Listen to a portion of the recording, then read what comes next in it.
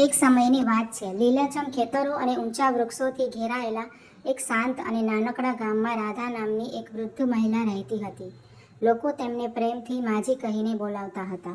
તેમના વાળ બરફ જેવા સફેદ હતા અને ત્વચા મુલાયમ કાગળ જેવી કરચલીવાળી હતી.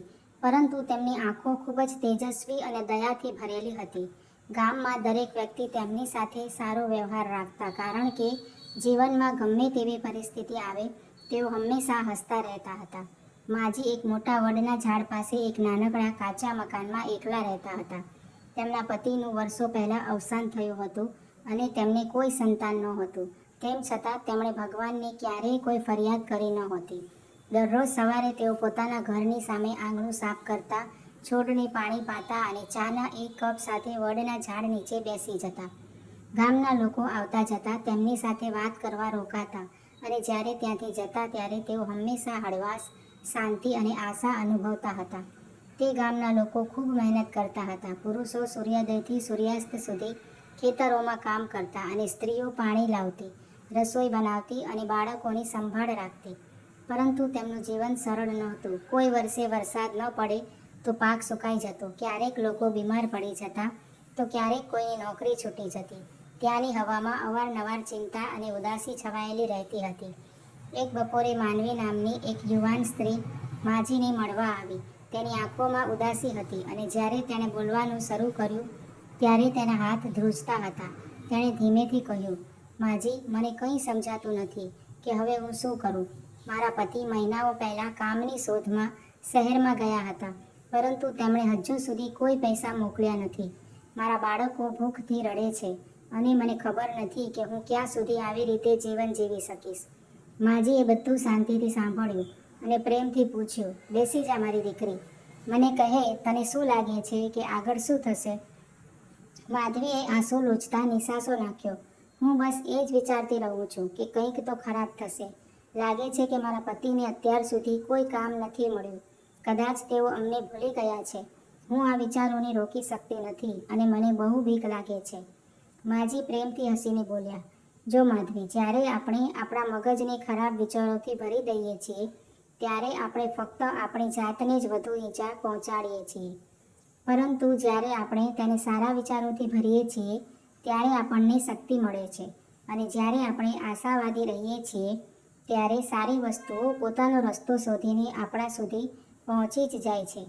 માધવીએ પૂછ્યું, "પણ માજી, જ્યારે આપણી આસપાસ બધું જ ખરાબ થઈ રહ્યું હોય ત્યારે હું સારા વિચારો કેવી રીતે વિચારી શકું?"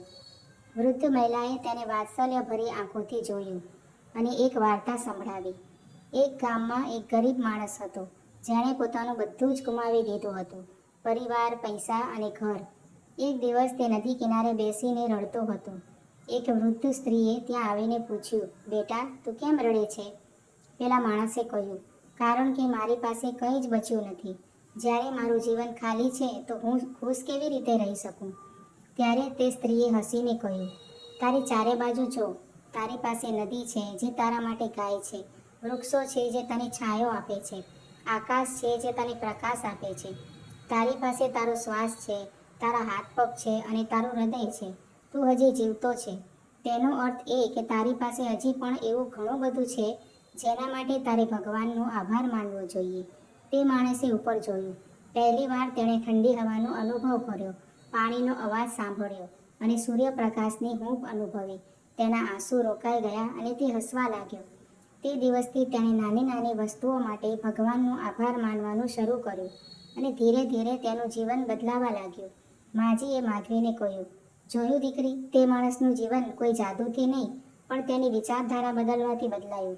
જ્યારે આપણા વિચારો સકારાત્મક થાય છે ત્યારે રસ્તા પર ચાલવું સરળ બની જાય છે. માધવીએ પૂછ્યું, "શું તમને ખરેખર વિશ્વાસ છે કે સારા વિચારોથી મારું જીવન બદલાઈ શકે?" માજીએ હસીને કહ્યું, "હા, જો તું દરરોજ સવારે ઉઠીને પોતાની જાતને કહીશ કે આજનો દિવસ મારા માટે સારો રહેશે, તો તારા હૃદયને હિંમત મળશે. પરંતુ જો તું નકારાત્મક વિચારીશ તો તારો ડર તારી શક્તિ છીનવી લેશે." માધવીએ ધીરેથી માથું હલાવ્યું અને તે દિવસથી તેણે સવારે ઉઠીને સકારાત્મક વિચારવાનું શરૂ કર્યું. તેણે મહેનત ચાલુ રાખી અને વિશ્વાસ સાથે પતિની રાહ જોઈ. અઠવાડિયા પછી તેને તેના પતિનો પત્ર મળ્યો. જેમાં લખ્યું હતું કે તેને નોકરી મળી ગઈ છે અને તે પૈસા મોકલી રહ્યો છે. માધવી દોડતી માજી પાસે ગઈ. માજીએ કહ્યું, જોયું દીકરી, જ્યારે આપણે સકારાત્મક વિચારીએ છીએ ત્યારે આપણે સારી બાબતો માટે દરવાજા ખોલીએ છીએ. જીવન હંમેશા આપણી પરીક્ષા લેશે, પરંતુ એક નવી આશા સાથે તેનો સામનો કરવાથી આપણે અડધી લડાઈ જીતી લઈએ છીએ. ધીરે ધીરે આખા ગામમાં પરિવર્તન આવ્યું. લોકો વધુ સકારાત્મક રહેવા લાગ્યા અને એકબીજાની મદદ કરવા લાગ્યા. ધીમે ધીમે બધું સારું થતું ગયું. જીવનની પરિસ્થિતિઓ હંમેશા આપણા હાથમાં હોતી નથી, પરંતુ આપણે વિચારવાની રીત ચોક્કસ આપણા હાથમાં હોય છે. જેવી તમારી વિચારધારા હશે તેવું જ તમારું જીવન બનશે. તેથી હંમેશા સારું વિચારો, કારણ કે સારા વિચારો જ સારા જીવનની શરૂઆત છે. તો મિત્રો, તમારું આ વાર્તા વિશે શું કહેવું છે તે કમેન્ટ કરીને જરૂરથી જણાવજો. અને જો આ વાર્તા તમને ગમી હોય તો વિડીયોને એક લાઈક કરીને ચેનલને સબસ્ક્રાઈબ કરવાનું ભૂલશો નહીં. વિડીયો જોવા માટે તમારા બધાનો ખૂબ ખૂબ આભાર માનું છું. Thank you.